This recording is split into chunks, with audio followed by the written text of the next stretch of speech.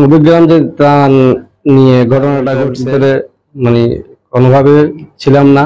আমি ছিলাম হচ্ছে যে সুপার বাজারে চা দোকানে বসা, আমি আমার জ্যাঠাতো ভাই তারপর ফুফাতো ভাই সব বসে চা খাইতেছি।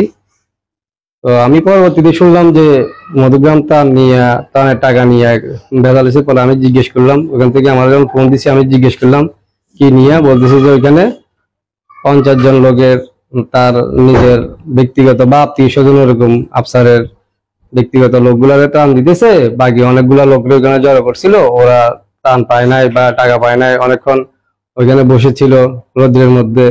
ওইখানে একটা হট্টগোল বাড়ছে, তো ওখানে এগুলা নিয়ে আহ ওইখানে নাকি কি হয়েছে। তা আমি ওইটার ব্যাপারে আর কিছু জিজ্ঞেস করি নাই, আমি সুপার বাজারে বসে চা খাইতেছি। হঠাৎ করে আয়শা, মিন্টু, শামীমের নেতৃত্বে ওরা উপস্থিত থাকা অবস্থায় আরো কিছু বহন নিয়ে আসা, কিছু ছাত্রলীগ নামদারি, তো ওদেরকে নিয়ে আসা আমার উপর বা আমার অতর্কিত হামলা চালায়।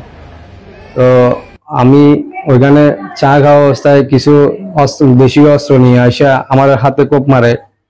তারপর আপনার আমার ভাইয়ের মাথা রড দিয়ে বাড়ি মারে, তারপরে ওরে আপনার হাতুড়ে দিয়ে বাড়ি মারে। ওখানে দিনে দুপুরে সবার সামনে মিন্টু, শামীম উপস্থিত থেকে এ ঘটনার নেতৃত্ব দেন। আর যে ঘটনার সাথে আমি যে গ্রুপিং এর কথা বলতেছে, তারপর বিভিন্ন অপপ্রচার করতেছে গ্রুপিং নিয়ে, এখানে গ্রুপিং হলো তা আমার ফ্যামিলির সদস্য ব্যতীত অন্য কেউ থাকতো, আমার ফ্যামিলির কেউ ছাড়া অন্য কেউ তো নাই এখানে এই ঘটনাস্থলে। আমার ফ্যামিলি 12 মেম্বারের ফ্যামিলি, এটা এক নামে চিনে সবাই।